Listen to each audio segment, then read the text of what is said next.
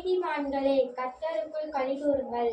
துதி செய்வது செம்மையானவர்களுக்கு தாகும். சுரமண்டலத்தினால் கர்த்தரை துதித்து 10 நரம்பு வீணையினாலும் அவரை கீர்த்தனம் பண்ணுங்கள்.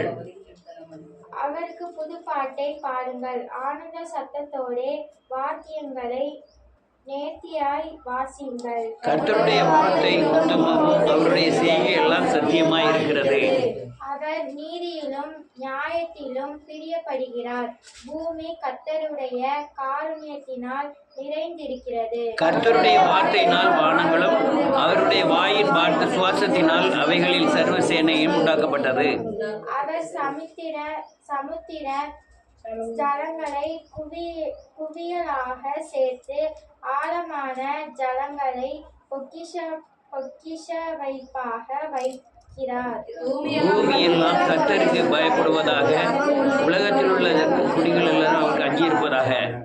அவர் சொல்லாகும், அவர் கட்டளையிட நிற்கும். கர்த்தர் ஜாதிகளின் ஆலோசனையை விருதாவாக்கி ஜனங்களுடைய நினைவுகளை அவமாக்குகிறார். கர்த்தருடைய ஆலோசனை நித்திய காலமாகவும் அவருடைய இருதயத்தின் நினைவுகள் தலைமுறையாகவும் நிற்கும். கர்த்தரை தங்களுக்கு தெய்வமாக கொண்ட ஜாதியும் அவர் தமக்கு சுதந்திரமாக தெரிந்து கொண்ட ஜனமும் பாக்கியம் உள்ளது. கர்த்தர் வானத்திலிருந்து நோக்கி பார்த்து எல்லா மனுபுத்திரரையும் காண்கிறார். பூமியின் குடிகள் எல்லார் மேலும் கண்ணோக்கமாய் இருக்கிறார்.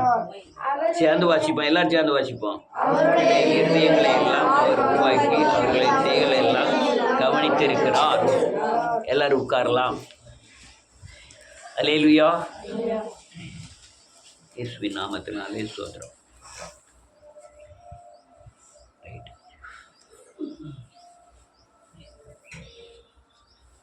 நேற்று ஒரு சகோதரி ஆலோசனை கேட்க வேண்டும் என்று சொல்லி அவங்க குடும்ப பிரச்சனையெல்லாம் சொல்லிச்சு. ஒரு அரை மணி நேரம் என்கிட்ட ஆலோசனை கேட்டது. அவங்களாம் ரொம்ப படித்தவங்க, காலேஜ் ப்ரொஃபஸர். அது எனக்கு நான் சொன்னதுனால பெருமை இல்லை, இந்த 10ஆம் கிளாஸ் ஃபெயிலை கொண்டு போய் ஆலோசனை சொல்ல வச்சுருக்காரு. விடிய காலம் பரிசைக்கு சாயங்காலம் போனேன், என்னையை கொண்டு போய்கிட்டு இருக்கு. எனக்கு பிரச்சனை இல்லை, நான் சிறுகவும் தேவன் பெருகவும் வேண்டும். நான் 10ஆம் கிளாஸ் ஃபெயிலு, அவங்க எம்ஏ விட என்னவோ படிச்சிருக்காங்க, காலேஜ் ப்ரொஃபஸர். அநேக காரியங்களை குறித்து கேட்டுக்கிட்டு இருந்தது என்கிட்ட. நான் அநேக காரியங்களுக்கு ஆலோசனை சொன்னேன். அதுக்கு என்ன செய்யுதுன்னா, சர்ச்சுக்கு எல்லா சர்ச்சுமே மோசம், எல்லா சர்ச்சுமே, ஆனால் அது மோசம்தான். போனால் பிடிச்சி வச்சு விடுவாங்க, அதுக்கப்புறம் அவங்களுடைய கட்டுப்பாட்டுக்குள்ளே கொண்டு வந்துடுவாங்க. நான் இதுக்காக நான் மோகன்சியை நம்புறதில்ல, அந்த எந்த இதுவும் நம்புறதில்ல. அந்த ஜெகன் செய்தி மாத்திரம் கேட்டுறேன், அது என்னை உயிர்ப்பித்தது. அதனால் அது அவங்க பெரியும், அவங்க ஒவ்வொரு ஆளுக்கும். நான் அப்படி கேட்டேன், அதனால் எனக்கு பிடிச்சிருக்கு. அதனால் நான் அநேக காரியங்களில் அவர்கிட்ட ஆலோசனை அந்த ஒரு செய்தியிலேருந்து கேட்டேன் வச்செல்லாம் என்கிட்ட சொல்லிட்டு இருந்தேன். இல்லையா? ஆனால் எங்கள் வீட்டில் எனக்கு ஒரு பிரச்சனைன்னு வந்துட்டுனா, அங்கே ஒரு ஆண்டி இருக்காங்க, அந்த ஆண்டிகிட்ட போய் கேட்பேன். அவங்க தீர்க்க தரிசனம் சொல்லுவாங்க, அதை கேட்டு தான் நான் எங்கள் வாழ்க்கையெல்லாம் நடத்திட்டு இருக்கேன். இது சரியாக தவறா அப்படின்னு. நீங்கள் ஆலோசனை உங்களுக்கு மேலே உள்ளவங்கள்ட்ட கேட்குறத பற்றி தப்பு இல்லை. ஆனால் தீர்க்க தரிசனம்ங்கிற முறையில் நீங்கள் வஞ்சிக்கப்படக்கூடாதபடி எச்சரிக்கையாக இருக்கணும். நீங்கள் எல்லாருமே கேட்டுக்கிடுங்க, இந்த செய்தியை கேட்குற எல்லாருமே கேட்டுக்கிடுங்க. புதிய ஏற்பாடில் தனிப்பட்ட முறையில் தீர்க்க தரிசனம் சொல்லக்கூடிய அநேக தீர்க்க தரிசிகள் கிடையாது. பழைய ஏற்பாடில் தான் நீங்கள் எரேமியா, யோபுவின் புஸ்தகம், சங்கீதத்தின் புஸ்தகம், நீதிமொழிகளுக்கு அப்புறம் வர்ற எல்லாருமே தீர்க்கதரிசிகள். அதே மாதிரி பழைய ஏற்பாடில் ராஜாக்கள் காலத்தில் அநேக தீர்க்கதரிசிகள் இருந்தார்கள். எரேமியா, எசேக்கியேல், ஏசாயா. ஒரு ராஜாவுக்கு பிரச்சனைன்னா உடனே தீர்க்கதரிசியை கூப்பிட்டு கர்த்தர் என்ன சொல்லுகிறார் என்று தீர்க்க தரிசனம் மூலமாய் தேவ ஆலோசனையை பெற்றார்கள் பழைய ஏற்பாடில். ஆனால் பழைய ஏற்பாடில் சில பக்தி உள்ள ராஜாக்களுக்கு தேவனே தன் சொப்பனத்தினாலே அவர் தன் வரப்போகிற காரியங்களை தீர்க்க தரிசனமாய் அறிவித்தார். நீங்கள் அதில் பழைய ஏற்பாடில் பார்க்கலாம். இல்லைன்னா அவங்க அந்த ஆசாரியனை கூப்பிட்டு, ஆசாரியன் ஏபோத்துங்கிற வஸ்திரம் தரித்திருப்பான், 12 கற்கள் அவனுடைய மார்பிலை தரித்திருக்கப்பட்டிருக்கும், வைர கற்கள். அது நடுவில் ஊரின் தும்மிம் என்று 2 கற்கள் பதிக்கப்பட்டிருக்கும். அதில் கேட்கும்போது நீ போகலாம் போகக்கூடாதுன்னு லைட் எரியும், அந்த கிளார் அடிக்கும். இதை வச்சு தீர்க்க தரிசனம் பெற்றார்கள். ஆனால் புதிய ஏற்பாடில் நீ ஆண்டிகிட்ட போய் கேட்கல, தோண்டிகிட்ட போய் கேட்கல தெரியல. அங்கே அந்த அம்மா என்ன சொன்னாங்கன்னு, உங்களை கர்த்தர் வீடு கட்ட சொன்னார், சீக்கிரம் வீடு கட்டினா தான் ஆசீர்வாதம் வரும்னு சொல்லிட்டாரு அப்படின்னு அந்த அம்மா சொன்னதுன்னு எவ்வளோ பெரிய தவறான காரியங்கள் அப்படின்னு அந்த அந்த அந்த ஆத்துமாவுக்கு சொன்னேன். ஹல்லேலூயா, ஹல்லேலூயா. நீ புதிய ஏற்பாடு வரும் பொழுது யாரோ அகபுங்கிறவன் பஞ்சம் வரப்போகுதுன்னு பவுல்கிட்ட சொன்னான். அந்த தீர்க்கதரிசியும் பிலிப்பு தன்னுடைய குமாரத்திகள் 4 பேர் தீர்க்கதரிசியாக இருந்தார்கள்னு வேதத்தில் எழுதியிருக்கு. அவங்க போய் யாருக்கும் தீர்க்க தரிசனம் சொன்னதாக எழுதலை. ஆனால் வேதம் 1 கொரிந்தியர் 14வது அதிகாரத்தில் எழுதியிருக்கு, நீங்கள் எல்லா வரத்தை காட்டிலும் தீர்க்க தரிசன வரங்களை நாடுகள்னு எழுதியிருக்கு. இதனால இந்த ஆலோசனையை பெறுவதற்கு நீங்கள் ஒவ்வொருவரும் தேவனிடத்திலே தீர்க்கதரிசியாய் மாற வேண்டும் அப்படின்னு சொன்னேன். நான் சொன்னது சரிதானா? கவனிங்க எப்படி சொல்றாங்க. அல்லேலூயா. எப்படி நம்ம தீர்க்கதரிசியாக மாறுறோம்? நீங்கள் உங்களுக்குள் தேவ ஆலயம் இருக்கிறது, உங்களுக்குள் சிங்காசனம் இருக்கிறது. அந்த சிங்காசனத்திலே கர்த்தராகிய இயேசு கிறிஸ்து வீற்றிருக்கிறார். அந்த சிங்காசனத்திற்கு இருக்கிற அந்த தேவனுக்கு, அந்த சிங்காசனத்தில் இருக்கிற அந்த தேவனுக்கு நீங்கள் தான் ஆசாரியர்கள். அல்லேலூயா. நீங்கள் தான் ஆசாரியர்கள். நீங்கள் இருக்கிறது உலகத்தில், நீங்கள் நடக்கக்கூடியது உலகத்தில்.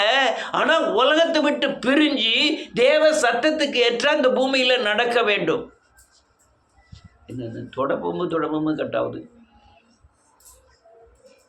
அதனால் இந்த பூமியில் வாழ்வதற்குண்டான ஆவிக்குரிய ஆலோசனைகளை பெறுவதற்கு நீங்கள் தேவனிடத்திலே போய் ஆவியானவர் மூலமாய் ஆலோசனை பெற்று இந்த பூமியில் பிசாசை ஜெயித்து சாபத்திலிருந்து விடுதலையாகி, உங்களை பிடிச்சிருக்கிற மாமிச பாவ பிடியிலிருந்து விடுதலையாகி, இயேசுவோடு நடக்கிற, இயேசுவின் ஆலோசனையை பெற்று நடக்கிற வாழ்க்கையை நீங்கள் அமைக்கும்போது உங்களுக்கு நீங்கள் பெறுகிற அந்த சத்தம்,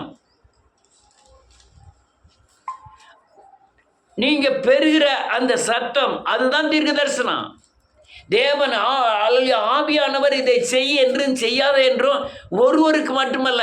பழைய ஏற்பாட்டில் ஏன்னா ஒரு ஆளுக்கு தீர்க்க தரிசனம் இருந்தாங்க. ஒரு ஆள் இருந்தாங்க. ஒரு ஊரில் எலியா என்ற தீர்க்கதரிசி இருந்தார், எலிசா என்ற தீர்க்கதரிசி என்றார். அவன் சொன்ன இஸ்ரவேலிலே மொத்த இஸ்ரவேலுக்குமே எலியா மட்டும்தான் தீர்க்கதரிசியாக இருந்தான். அதுக்கப்புறம் யெகூ வந்தார். அப்படின்னு பல தீர்க்கதரிசிகள் அதுக்கப்புறம் வந்தார்கள். ஆனால் புதிய ஏற்பாடு வரும் பொழுது நான் செய்கிற பாவத்தை கண்டித்து உணர்த்துவதற்கு எனக்குள்ளே ஆவியானவர் கொடுக்கப்பட்டு அவர் தான் எனக்கு தீர்க்கதரிசியாய் மாறுகிறார். புரியுதா? புரியலைன்னா காட்டுக்கணும். நீங்கள் அந்த புதிய ஏற்பாடில் இருக்கிற ஞானஸ்நானம் பெற்ற, பாவ மன்னிப்பை பெற்ற ஒவ்வொருவருக்கும் ஆவியானவர் உங்களுக்குள்ளே இருந்து பேசுவார். இப்போ தீர்க்கதரிசி யாரு சொல்லுங்க? நான் தான் தீர்க்கதரிசி. என் தீர்க்க தரிசனம் அவனுடைய பாவம் சரியில்லைன்னு சொல்லுறதுக்கல்ல, என்னுடைய பாவம் சரியில்லைங்கிறதுக்கு தான் எனக்கு தீர்க்க தரிசனம் சொல்லுவதற்காக எனக்குள்ள ஆவியானவர் இருக்கிறார். அல்லேலூயா. எனக்குள்ள இருக்கிற ஆவியானவர் இதை செய், இதை செய்யாதே, இப்படி போ, இப்படி வா, வசனத்தின் சத்தியம் இது, சிலுவையின் வெளிப்பாடு இது, பாவ மன்னிப்பு இது, ரட்சிப்பு இது என்று எனக்கு ஒவ்வொருவருக்கும் போதிக்கிறார். அதுக்கு பேர் தான் தீர்க்க தரிசனம். அல்லேலூயா. இந்த தீர்க்க தரிசனத்தின் அடிப்படையில் தான் உங்கள் ஜீவியங்கள் அமைக்கப்பட வேண்டும். அதனால் ஆண்டிக்கிட்ட போய் கேட்டேன், தோண்டிக்கிட்ட போய் கேட்டோம்னா வாழ்க்கை எதிர்காலம் பயங்கர மோசமாயிரும். அந்த அம்மா சொன்ன தீர்க்க தரிசனமே தவறு. ஐயா நான் பப்ளிக்கில் பேசிட்டானேன்னு நினைக்காதீங்க. நீங்கள் சொன்ன கருத்து இங்கே எல்லாருக்கும் புரோஜனமாக இருக்கிறதுனால தான் பேரை சொல்லி சொல்லுகிறேன். அல்லேலூயா. நீ எப்படி கேட்பீங்கன்னு எனக்கு தெரியும் இந்த சத்தியத்தை. அல்லேலூயா. அதனால நான் சொல்லக்கூடிய காரியங்களை தெளிவாய் புரிந்து கொள்ளுங்கள். புதிய ஏற்பாடில் அநேக அல்லேலூயா இந்த காலங்களில் அநேக தீர்க்கதரிசிகளை பார்க்கிறேன். அவர்களெல்லாம் எதை தீர்க்க தரிசனம் சொல்லுகிறார்கள்? நோய் போகுது, பேய் போகுது அப்படின்னு தான் சொல்லி தீர்க்க தரிசனம் சொல்கிறாங்க. வீடை கட்டுதான், வீடை கட்டு, மாடை வாங்கு, அல்லேலூயா வயலை வாங்கு. அதுக்கு காலம் அல்ல அது. இப்போ உள்ள தீர்க்க தரிசனம், புதிய ஏற்பாடு தீர்க்க தரிசனம் பாவத்தை குறித்தும் நீதியை குறித்தும் நியாய தீர்ப்பை குறித்தும் கண்டித்து உணர்த்தக்கூடிய ஆலோசனைகள். அது ஆவியானவர் எல்லார் இருதயத்திலும் இருக்கிறாருங்கிறத நான் அநேக நேரம் உணர்ந்திருக்கிறேன். பைபிளை பூரணமாய் படிக்காதவர்கள் கூட, இயேசுவை விசுவாசிக்கிறவர்கள், சிலுவை மூலமாய் ரட்சிப்பை பெற்றவர்கள், அவர்களுக்குள்ள ஆவியானவர் இருந்து நீ இப்படி தான் நடக்கணும், இப்படி தான் பேசணும்ட்டு உள்ளே இருந்து போதிக்கிறார். போதிக்காரா இல்லையா? எல்லாருக்கும் போதிக்காரா இல்லையா? போதிக்காரா இல்லையா? எல்லாருக்கும் போதிக்கிறார். ஆனா அதுதான் தீர்க்க தரிசனம். ஆமென்.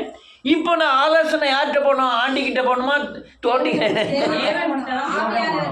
ஆவியானவர்கிட்ட போகணும். நீ ஆவியானவர்கிட்ட அவர்கிட்ட ஆலோசனை கேட்கணும்னா நீங்கள் உடனே போய் கேட்டாலும் ஒன்றும் கிடைக்காது. ஏன்னா என் மாம்ச சிந்தையில் இருக்கிறேன், உலகத்தின் அழுக்கு எனக்குள்ள நிறைஞ்சி கிடக்கு. நான் வெளியே போகும்போது ஒரு வால் போஸ்டர் பார்க்குறேன், ஒரு செய்தியை பார்க்குறேன், ஒரு யூடியூப்பை பார்க்குறேன். இப்படி பல கோணத்தில் என்னோட அழுக்கு நிறைந்திருப்பதனால தேவ சத்தம் எனக்கு கேட்பதில்லை. தேவ சத்தம் ரெண்டு வகையில் பேசுவார். ஒன்று உணர்வின் அடிப்படையில், ஒன்று உங்களை கூப்பிடுற மாதிரியே சத்தம் கேட்கும். இது எதுக்கு கூப்பிடுறாருன்னா உங்களை பரலோக ராஜ்யத்துக்கு ஆயத்தமாக்குக தான் ஆலோசனை கொடுப்பார். ஆமென். நீ கடை வாங்கு, நீ வீடு கட்டு, இல்லை அது எக்ஸ்ட்ரா ஃபிட்டிங் உங்களுக்கு கொடுக்கப்படும். நீங்கள் வளர்ச்சி அடைய இந்த பூமியில் வேதனை அடையாத ஒரு வாழ்க்கையை கொடுக்க முடியாது.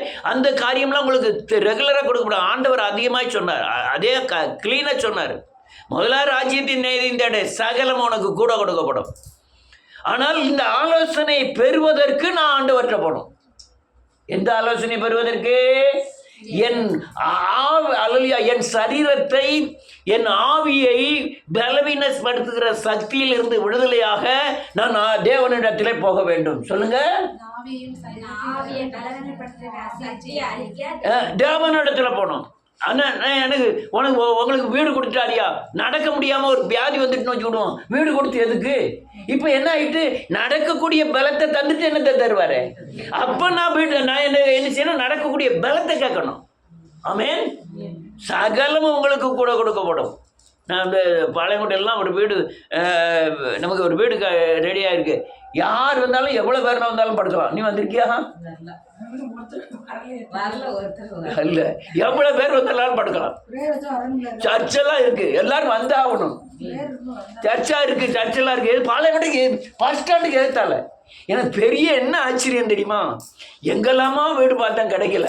எங்கள் கேடிஸ் நகரில் கடைசியில் போய் பார்த்தோம். அந்த வீடு இப்போ வில்லங்கத்தில் போய் மாட்டிக்கிட்டு இருக்கு. ஆனால் அங்கே கடைசினா என்ன, இங்கேருந்து நாங்கள் ஒரு பஸ் பிடிச்சி அங்கேருந்து ஆட்டோ போடணும், 400 ரூபா கேட்பான் அந்த வீட்டுக்கு போகுதுக்கு. அதுக்கப்புறம் ஊரே கிடையாது. அதுக்கப்புறம் பூரா முள்காடாக இருக்குது. 2 லட்சம் ரூபாய் எவ்வளோ 3 லட்சம் ரூபா ஒத்தி கேட்டான். ஆண்டவர் அதெல்லாம் தேடு, பேரெல்லாம் முடியும் தண்ணி நான் போல இருப்பேன்னு இருந்துட்டாரு. தேடி ஈடி பார்த்து முடித்த பிறகு ஒரு ஆள் சொல்லுது, இங்கே ஒரு வீடு கிடக்காம அப்படின்னோடனே போய் பார்க்க, அங்கே 4-5 வீடு கிடக்கு. அங்கேருந்து நாங்கள் உள்ளே போகும்போதே சொல்லிட்டு, யார் வேலைக்காரங்கன்னா வாடகைக்கு வீட்டுக்குள்ளே வாங்க, இல்லைன்னா உள்ளே வராதிங்க, வெளியே போங்க அப்படின்ட்டு. அங்கேருந்து ஒரு பாட்டியம்மா சொல்லுது, இந்துக்காரங்களும் வீடு வாடகை கிடையாது. அப்போ இது யார் திட்டம்? ஒரு வீடு வாடகைக்கு அங்கே கொடுத்தா எவ்வளோ தெரியுமா? 5000-6000 சின்ன குச்சில்னாலும்.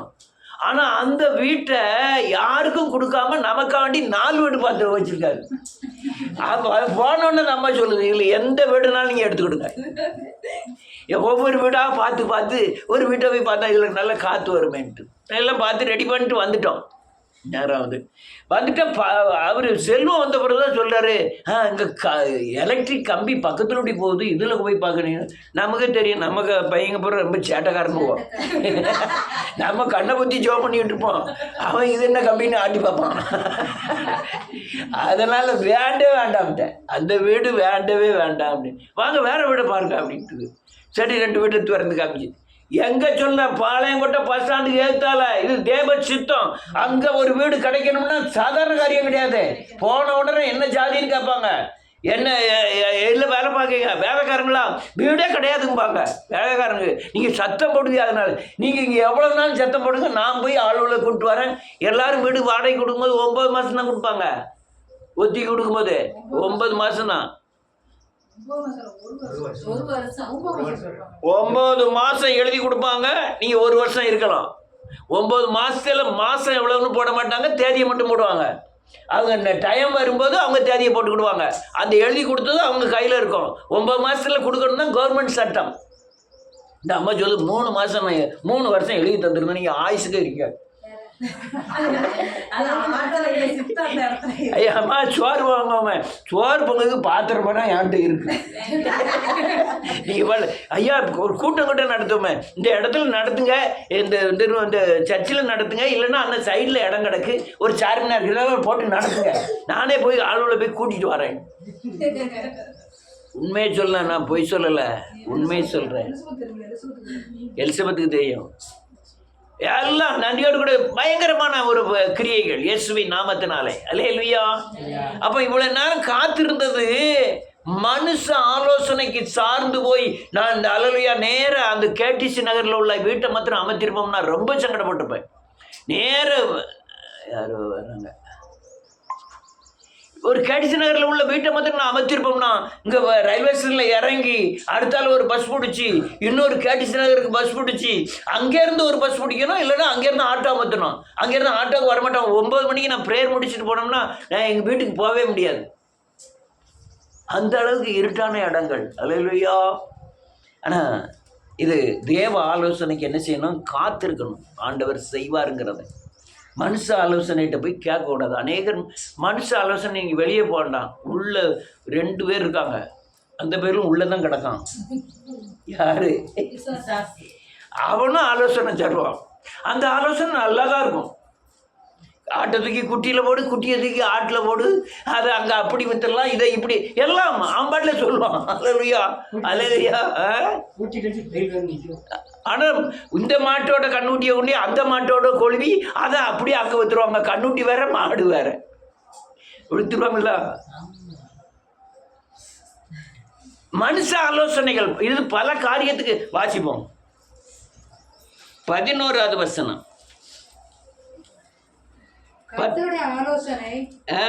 ஒரு நிமிஷம், எங்கே போயிட்டு இல்லை, நான் இந்த தாள் வச்சிருந்தேன் போயிட்டு 11:10 விருதாவாக்கி அவமாக்குகிறார். போதும். ஜாதிகளுடைய ஆலோசனையை விருதாவாக்கி ஜனங்களுடைய நினைவுகள் எல்லாம் என்ன செய்யறாரு? அவமாக்குகிறார். இங்க வந்தது அது யாரு? சிவசங்கரி. படிப்பு என்ன தெரியுமா? பூங்கொடி அப்பாவையா வருது தெரியுமா?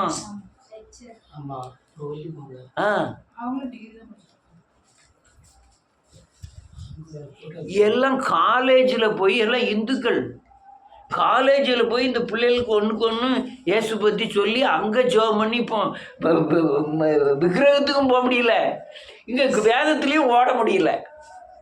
இது நம்ம இப்போ இந்த எழுப்புதலை கண்டோடனே அவங்களுக்கு பெரிய கண் திறக்கப்பட்ட மாதிரி ஆகுது. பூங்கொடியெல்லாம் பாளையங்கோட்டைக்கு இப்போ மார்க்கெட்டுக்கு எதிர்த்தால உள்ள தெருவில் 3 வீடு இருக்குது. 3வது வீடு இப்போ 70 லட்ச ரூபாய்க்கு கட்டிக்கிட்டு இருக்கு. நிம்மதி இல்லை, நிம்மதி இல்லை. ஆனால் வீட்டில் அது மட்டும்தான் கிறிஸ்டின். பைபிளை எங்கே வச்சிருக்கு தெரியுமா? நம்மள மாதிரி தான் எல்லாம் அரிசி பானைகளில் பைபிளை வச்சு தான் பைபிளை படிச்சுக்கிட்டு இருக்கு. தேவ ஆலோசனை தான் ஓடி வருவாங்க மக்கள். மனுஷ ஆலோசனை பூரா விருதா, ஒன்றுக்கு ஆகாது. மனுஷால அநேகர் நம்ம நேராவது இயேசுவின் நம்ம ஆலோசனைக்கு என்ன செய்யறோம்? ஒரு இடத்துல முக்குல உட்காந்து இதை இப்படி போட்டலாமா அதை அப்படி போட்டலாமா நான் ஆலோசனை கடைசியில் கரெக்டாக வரலன்னா ஓன்னு கொஞ்ச நேரம் அழுதுட்டு யாரோ நினச்சிப்பாங்க நம்மளை தான் சொன்னாங்க. வரவு பாட்டு மண்டையை கசக்கி என்ன செய்ய, இது இப்படி இருக்கு, அது அப்படி இருக்கு, இது இப்படி இருக்கு, நம்ம அதை அப்படி செய்யலாமா, இது இப்படி, இது என்ன மனுஷ ஆலோசனை? உடனே உள்ள இருக்கவனு சப்போர்ட் பண்ணுவான். ஆமா, வீட்டுக்காரன் வரண்டு 2 எழுத்து பேசு, ஆலோசனை சொல்லுவான். அல்லேலூயா. வாசிப்போம் 49 சங்கீதம் 49 10 வாசிக்கலாம். ஞானிகளும் மரித்து ஆ அஞ்ஞானிகளும் நிர்மூலரும் ஆ ஏகமாய் அழிந்து தங்கள் ஆஸ்தியை மற்றவர்களுக்கு வைத்து போகிறதை காண்கிறேன். தங்கள் தங்கள் வீடுகள் நித்திய காலமாகவும் தங்கள் வாசஸ்தலங்கள் தலைமுறை தலைமுறையாகவும் இருக்கும் என்பதை அபிப்பிராயம் ஆமென் நிலங்களுக்கு தரிக்கிறார்கள். ஆகிலும் ஆமென் ஆமென் ஆமென் ஆமென் ஆமென் மெச்சிக் கொள்ளுகிறார்கள். அப்பா சொன்ன மாதிரி அப்பா அப்படிலாம் சொல்லியிருக்காரு, அதே மாதிரி நம்ம செஞ்சிடணும்.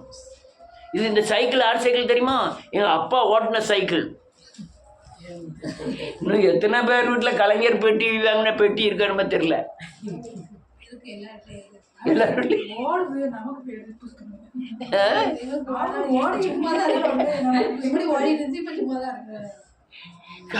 அந்த பெட்டியை கூட துறப்படுறது கிடையாது. யார் கொடுத்த பெட்டி? ஆனால் சாங்கான பெட்டி. அநேகர் அல்லேலூயா உழைப்பை பார்த்தா இந்த ஐயனார் ஸ்டோர், தென்காசியிலே பெரிய ஸ்டோர் ஐயனார் ஸ்டோர், பலசர ஜாமான் வாங்குறதுல. இப்போ மற்ற இதெல்லாம் நாணயங்கிறது ஒன்று பெருசாக திறந்துட்டா, அதுக்கப்புறம் ஏகப்பட்டது திறந்துட்டாங்க. முந்தியெல்லாம் ஐயனார் ஸ்டோர் மட்டும்தான் பெரிய பலசர கடை. விடிய காலம் மனுஷன் 9 மணிக்கு இருக்கிறவர் ராத்திரி 11 மணி வரையும் பட்டறையை விட்டு துறையை போட்டார். யூரியன்லாம் அங்கே உள்ளே போயிடுவார்னு நினைக்கிறேன். அந்த அளவுக்கு நோட்டை எண்ணிக்கிட்டே இருப்பான் மனுஷன். பெரிய கோடீஸ்வரன், பெரிய கோடீஸ்வரன். அங்கே உள்ள எல்லா கடைகளுக்கும் அவன் தான் சப்ளை. அதுக்கப்புறம் தான் பிடிஎஸ்ஆர்லாம் வந்தது. பிடிஎஸ்ஆர் அதுக்கப்புறம் தான் வந்தார். அதுக்கப்புறம் தான் இந்த சூப்பர் மார்க்கெட்லாம் அதுக்கப்புறம் வந்தது தான். முத ஐயனார் ஸ்டோர் தான். பல வருஷம் அந்த இருந்த இடத்துல உட்காந்து அவர் ஆள் ஊத துட்டு கூட ஆள் ஊதிட்டார். கடைசியில் ஒரு நாள் ஸ்டாக் வந்துட்டு கையங்காலம் அடிச்சிட்டு பிரச்சனை நல்லா காட்டுக்கிடுங்க. அவ்வளோ வருஷம் உழைச்சதுல என்ன பிரயோஜனம் இருக்கு? ஆமென். என்ன பிரயோஜனம் இருக்கு? ஒன்றும் வேண்டாம். இன்னைக்கு அப்பா பிள்ளைகள் 4 பிள்ளைகள் இருக்கு. அப்பா நல்ல சம்பாத்தியம் பண்ணார் பல கோடிக்கு.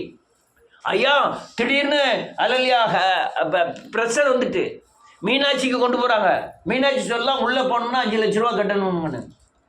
இவர் சம்பாத்தியம் பண்ணதில் எடுத்து கட்டுவாங்கன்னு நினைக்கிறீங்களா?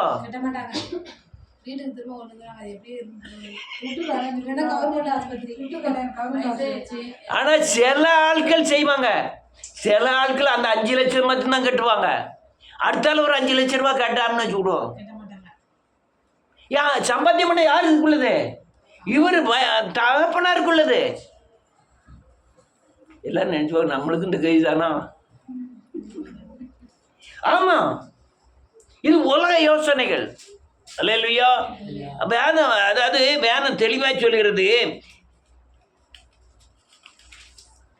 தங்கள் வீடுகள் நித்திய காலமாகவும் தங்கள் வாசஸ்தலங்கள் தலைமுறை தலைமுறையாகவும் இருக்கும் என்பது அவர்கள் உள்ளத்தின் அபிப்பிராயம். அவர்கள் தங்கள் நாமங்களை தங்கள் நிலங்களுக்கு தரிக்கிறார்கள். அல்லேலூயா. வைக்கிறாங்க, பேரை வைக்கிறாங்க, ஊருக்கு பேரை வைக்கிறாங்க, ஒரு தேசத்துக்கு பேரை வைக்கிறாங்க. அடுத்த வருவா தூர போட்டு வேற மாற்றிடுவான். எல்லா ஜாதி பேர்லேயும் சென்னையில் வீதிகள் இருக்கு, சாலைகள் இருக்கு. அடுத்த கவர்மெண்ட் வரும்போது என்னச்சுன்னா, இவன் ஜாதி பேரில் ஜாதிபுரம் துறடு அப்படிங்க. பாரு என்ன சிவாஜி கணேசன் சாலை, காமராஜர் சாலை அதெல்லாம் இருக்குது. காமராஜர் சாலை இருக்குமோ, இப்போ பிஜேபி வந்துட்டோம்னு வச்சுக்கிட்டோம், அது காமராஜர் சாலையை துரத்துக்கு வாஜ்பாய் சாலைன்னு வைக்க முடியுமா? இவன் என்ன நினைப்பேன்னா அது தலைமுறைக்கு இருக்கும்னு நினைப்பு. அநேகர் பலத்தை கூட என்ன நினைக்கிறாங்க தெரியுமா, நான் தலைமுறையாக இப்படி பலமாக இருப்பேன்னு நினைக்கிறாங்க. இன்னொரு வசனத்தை வாசிப்போம், வேகமாக முடிப்போம். சங்கீதம் 13வது சங்கீதம் 2வது வசனம்.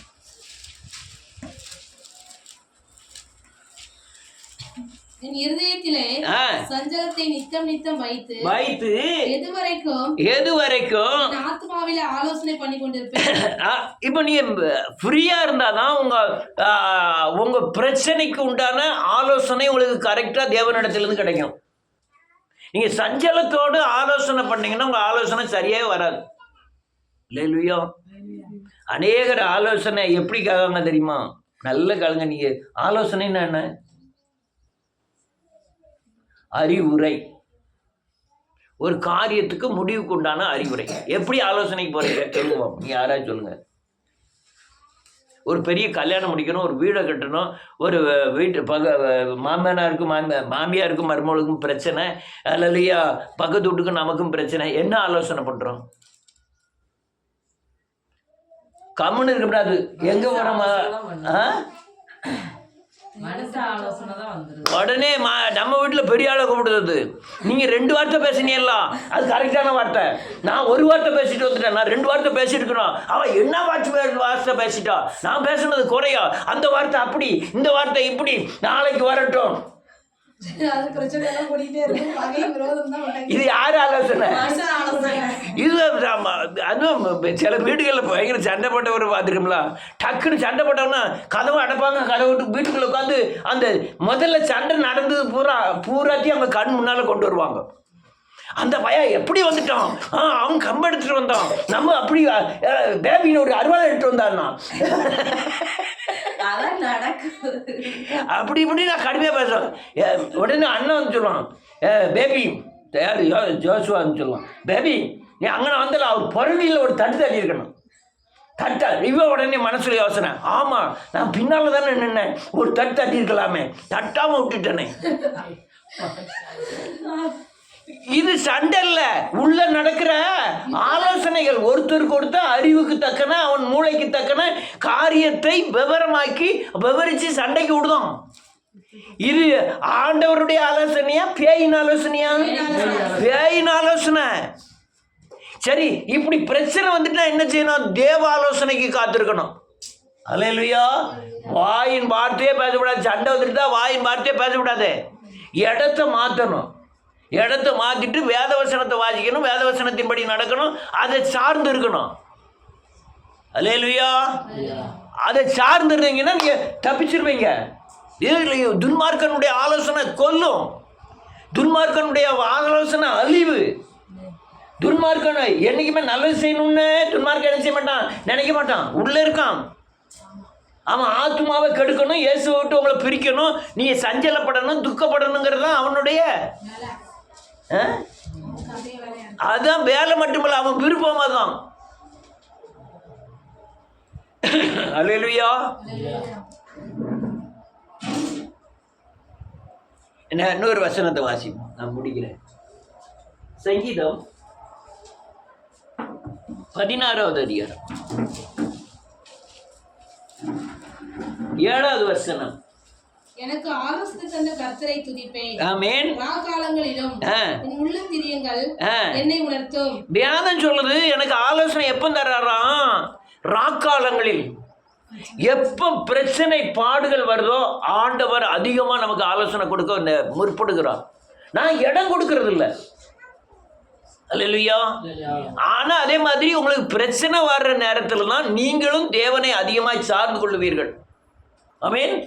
ஆனா ஆலோசனைக்கு என்ன செய்யணும்? காத்திருக்கணும். உங்களுக்கு முதல்ல பிசாசு ஆலோசனைக்கும் தேவனுடைய ஆலோசனைக்கும் வித்தியாசம் தெரியணும். பிசாசின் ஆலோசனை மோதல்லையும் வீராப்புலையும் வைராக்கியத்திலையும் கோபத்திலையும் கொண்டு விடும். ஆனா ஆண்டவருடைய ஆலோசனை சகிப்புத்தன்மையிலையும் பொறுமையிலையும், கொஞ்சம் காயப்பட்டாலும் பரவாயில்ல உண்மை போல ஏறி, நஷ்டப்பட்டாலும் பரவாயில்ல உண்மை போல ஏறி, நான் உனக்கு பார்த்துக்கிடுவேன் அப்படின்னு தான் யார் ஆலோசனை இருக்கும்? தேவ ஆலோசனை இருக்கும். தேவ ஆலோசனைக்கு நீங்கள் உட்படணும். ஆனால் நீ எவ்வளவு தூரம் உங்களுக்குள்ள வளர்ந்துருக்கீங்களோ, இடம் கொடுக்குறீங்களோ, அதன் பக்கம் சாய்வீர்கள். அப்படின்னா என்ன அர்த்தம்? ஆவியானவர்களை கலந்துருந்தோம்னா அவருக்குள்ள சார்ந்திருக்கோம். ஆமாம், பிசாசுக்கு அதிகமாக இடம் கொடுத்தா யார் பக்கம் சாய்வான்? அண்ணன் இருக்கான், சண்டை நடக்கு, அண்ணன் அவன் ரசிக்கப்பட்டானா இல்லையா? ரசிக்கப்படலைன்னா அவன்கிட்ட இருந்து வரக்கூடிய ஆலோசனை என்ன ஆலோசனையாக இருக்கும்? அது வந்து முடிவு மோசமாக இருக்கும். வீட்டில் நம்ம பிள்ளை அது ரொம்ப சின்ன பிள்ளையாக தான் இருக்குது, நல்ல பக்திமான், அவன் ஆலோசனை ஆவியான ஒரு ஆலோசனையாக இருக்கும். யார் ஆலோசனை? சின்ன பிள்ளையா இருந்தாலும், நான் சின்ன பிள்ளைன்னு சொல்ல காரணம் அவங்க மூலமாகவும் ஆவியானவர் இடைப்படுவார். சில பிள்ளைகள் பார்த்துருக்கேன், அம்மா டடப்படான்னு அந்நிய பாஷை அங்கே கடுமையாக பேசுவாங்க, இங்கேயும் தாய் பாஷையிலையும் கடுமையாக பேசுவாங்க. இந்த சின்ன பிள்ளையா இருக்கும், ஏமா என்ன வாய் பேச, நம்ம ஆண்டவரை கும்பிட்டுக்கிட்டு இருக்கோம், என்ன வாய் பேச, பேச்சு விடு உள்ளவா. சின்ன பிள்ளை சொல்லு, 40 வயசு பொம்பளையா இருக்கு சொல்லுமா, சொல்லியிருக்கா?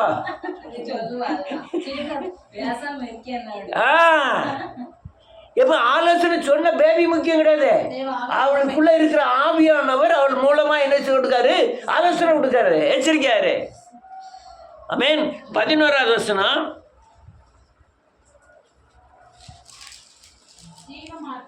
ஆமென், ஆமென், ஆமென். ஆனந்தமும் இப்ப என்ன ஆயிட்டு? சமூகம்னா பிரசன்னம். அந்த பிரசன்னத்துக்குள்ள போயிட்டு பரிபூர்ண ஆனந்தம் வந்துடும். அல்லேலூயா. அதுல இன்னொரு கொடுமை என்ன தெரியுமா? டாம் டீம்னு சண்டை போட்டுருப்பாங்க. இதை கிறிஸ்தவராக இருந்தா சண்டை போட்டுட்டு வீட்டில் போய் படுக்கவே முடியாது. நீங்க அடிச்சே நீங்க ஜெயிச்சிடுங்க, ஜெயிச்சிருங்க. அவங்க ஒரு அடி தான் அடிச்சாங்க, நீங்க 10 அடி அடிச்சிருங்க, ஆனா நீங்க வீட்டில் போய் உறங்க முடியாது. அது எப்போ அவளுக்கு அந்த ஆத்மாவுக்கு விடுதலை கிடைக்கும்? அந்த ஆள்கிட்ட போய் மன்னிப்பு கேட்க வரையும் உங்க இருதயத்தில் உள்ள வருத்தம் என்ன செய்யாது? போகவே செய்யாது. தூக்கம் வராது, சஞ்சலமும் தூக்கமும் உங்களை அப்படியே கொல்ல ஆரம்பிச்சிடும். அதே போல அந்த அம்மா நம்மளை 2 அடி அடிச்சுன்னு வச்சுக்கிடும், நம்ம பிரியா உறங்குவோம். யாருன்னு கேட்டா கர்த்தர் பார்த்து கொள்வார். ஆமாம், அவ்வளோதான் நினைச்ச முடியும், கர்த்தர் பார்த்து கொள்வார். ஆமென். ஆனால் நீங்கள் மனம் திரும்புவதில் தான், அவர்கிட்ட போய் மன்னிப்பு கேட்கறதுல தான் உங்களுக்கு சமாதானமே அதில் அடங்கி இருக்கிறது. ஆமென். 100 வசனத்தை வாசிமா, அதுக்கு பேர் தான் சமூகம். 100 வசனத்தை வாசி முடிக்கிறேன். 73வது சங்கீதம், எல்லாருக்கும் தெரிஞ்ச வசனம், 24வது வசனம்.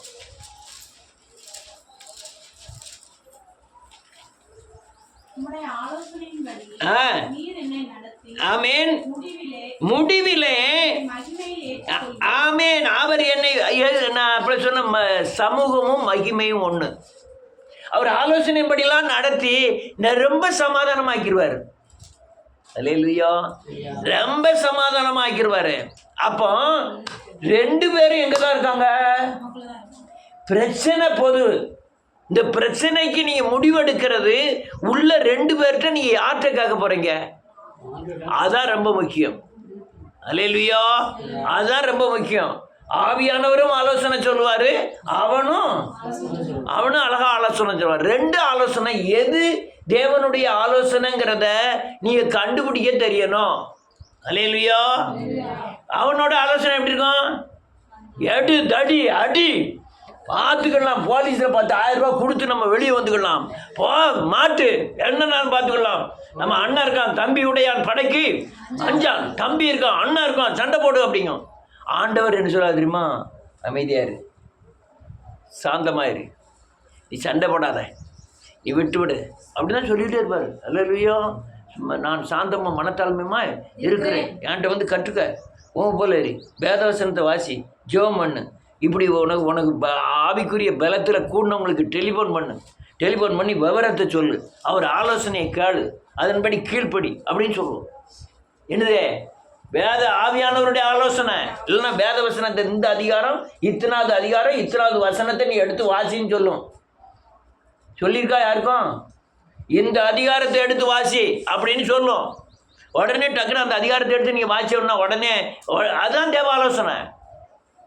எந்த பிரச்சனைக்கும் நீங்கள் கர்த்தர்ட்ட ஆலோசனைக்கு உட்படாமல் இந்த பிசாசுகளுக்கு கொடுக்குற ஆலோசனைகள் பயங்கர நஷ்டத்தையும் அழிவையும் சமாதான குறைச்சலையும் கொண்டு வந்துடும். ஆண்டவருடைய ஆலோசனை மட்டும்தான் நிரந்தரமானது, தலைமுறைக்கு நிற்கும். அல்லேலூயா, நித்திய காலம் வரை அது நிற்கும். என்ன ஆகும் தெரியுமா? நான் முடிச்சிட்டேன். இயேசுவி நாமத்தினால ஒரு பெரிய நஷ்டம் ஆயிட்டு, பெரிய அவமானப்பட்டீங்க. நீங்கள் போய் மன்னிப்பு கேட்டீங்கன்னா உங்களுக்கு மட்டும் சமாதானம் இல்லை, அவங்களுக்கு பயங்கர வெக்கமாயிடும். யாருக்கு? எதிரிதான். நமக்கு சமாதானம் ஆயிரும், அவங்களுக்கு உங்களை மறக்கவே முடியாது. நான் சொல்லுது புரியலையா? அதுதான் ஆவியானவருடைய வேலை. அந்த ஏபாள் சொன்னான், எங்கள் சித்தப்பா வீட்டுக்கு போய் நான் கேட்க கொண்டு போய் கொடுத்துட்டு வந்தோம். அது எவ்வளோ பெரிய காரியம் தெரியுமா? போலீஸ் கேஸ் ஆகிட்டு, ஒருத்தருக்கு எட்டு குத்துக்கிற மாதிரி ஆகிட்டு. அந்த இடத்துல அந்த கேட்க கொண்டு போய் கொடுத்தது இவ இல்லை, இவ ஆலோசனையும் கிடையாது. என்னுடைய மைண்டில் உண்டாகிற ஆண்டவருடைய ஆலோசனை. ஆனால் இவ ஆலோசனையாக இருந்ததுன்னா என்ன ஆகும் தெரியுமா? பாமாட்டேன்னு 2 பேக்கிட்டு போய் கொடுன்னு சொல்லலாம், அங்கே போய் பப்புன்னு வலிச்சிட்டு வருவா. மீன் இப்போ அவங்க வீட்டில் போய் நான் சாப்பிட போகிறதில்ல, அவங்க ஆலோசனைக்கு உட்பட போகிறதில்ல. ஆனால் இதுதான் தேவ ஆலோசனை. எந்த மனுஷனையும் சார வச்ச, எந்த மனுஷனையும் மன்னிக்க வச்சிடும். அதனால் தேவ ஆலோசனைகளுக்கு உட்படுங்க, உலக ஆலோசனைகளுக்கு உட்படாதீங்க. உங்களுக்குள்ளே இருக்கிற மாம்ச பிசாசின் பரம்பரை சுவாபத்தின் ஆலோசனைகளுக்கு நீங்கள் உட்பட்டீங்கன்னா காயப்படுவீர்கள். தேவ ஆலோசனை அவமானம் மாதிரி தெரியும், ஆனால் உங்களுக்கும் ரட்சிப்பு உண்டாகும், அங்கேயும் ரட்சிப்பு உண்டாகும். கர்த்தர் உங்களை ஆசீர்வதிப்பாராக. எல்லாரும் எழுந்து நிற்போம்.